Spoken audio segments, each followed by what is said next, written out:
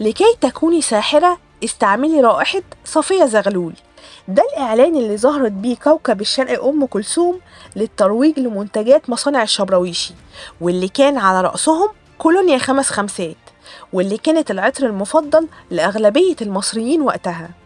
لو عايزين تعرفوا قصة انتشار الكولونيا دي ايه بين المصريين، وازاي كمان الكولونيا دي كانت سبب في تسديد ديون مصر، خليكم معايا لنهاية الفيديو ويلا بينا نبتدي. ورا كولونيا 5 خمسات اللي عرفها المصريين قصة لرجل أعمال بدأ من الصفر اسمه حمزة الشبراويشي. حمزة الشبراويشي كان من قرية فقيرة في الدقهلية اسمها شبراويش. الشبراويشي كان بيملك موهبة كبيرة في تركيب العطور، عشان كده ساب قريته الفقيرة وسافر للقاهرة واستقر في منطقة الحسين، واشترى محل صغير عشان يبيع فيه العطور اللي كان بيركبها بنفسه. وفعلا حققت عطوره نجاح وانتشار كبير بين سكان منطقة الحسين. فقرر حمزة بعدها فتح فرع جديد في المسكي وفرع كمان في منطقة وسط البلد. وبعدها اشترى الشبراويشي أرض في دار السلام وبنى عليها مصنع كبير لصناعة العطور، وزرع حوالين المصنع ده من كل جهاته أشجار الليمون اللي كان بيعشق ريحتها، واللي كان بيستخدمها في تصنيع الكولونيا، واللي سماها كولونيا 5 خمسات. وبسبب ريحة الكولونيا المميزة والمنعشة دي حققت نجاح غير عادي، وتوسع الشبراويشي في خط إنتاج مصانعه.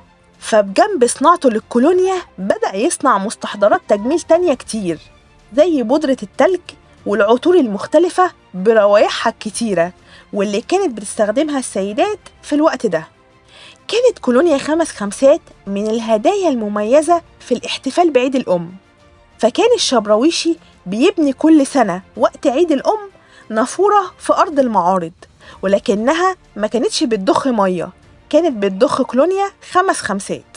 لما قرر الرئيس جمال عبد الناصر تأميم بعض المؤسسات والمصانع المصرية، كان بيستبعد مصانع الشبراويشي من قوائمه نهائياً، لأن الشبراويشي كان راجل عصامي ومش إقطاعي ولا رأسمالي.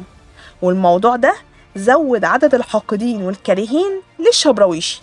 ولكن بقى كان في سبب مهم ورئيسي ورا علاقة الرئيس جمال عبد الناصر والشبراويشي، إن كولونيا 5 خمسات كان ليها دور رئيسي في تسديد ديون مصر.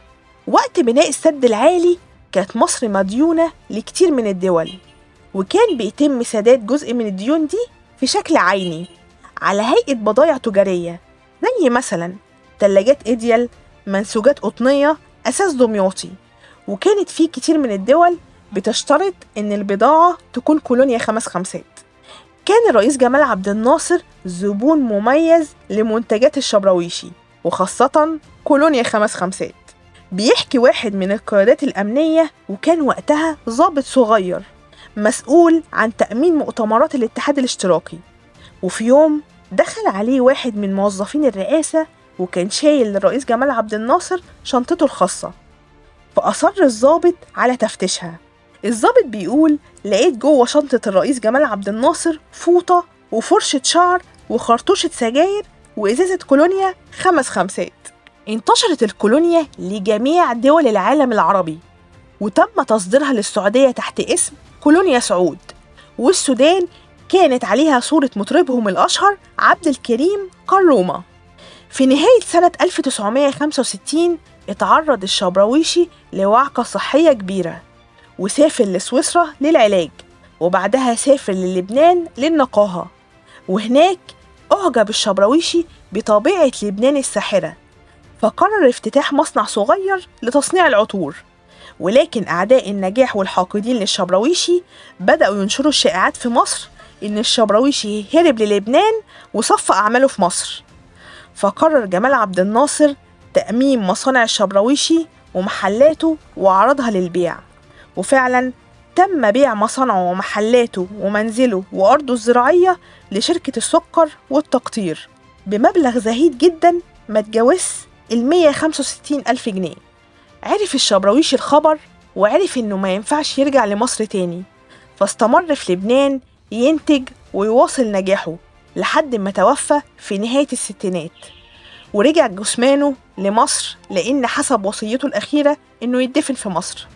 وشيع عمال مصانعه المخلصين جنازته سيرا على الأقدام من ميدان التحرير إلى مثواه الأخير. وبس كده. لو عجبكم الفيديو ما تنسوش تشتركوا في القناة وتفعلوا زر الجرس عشان يوصلكم كل جديد.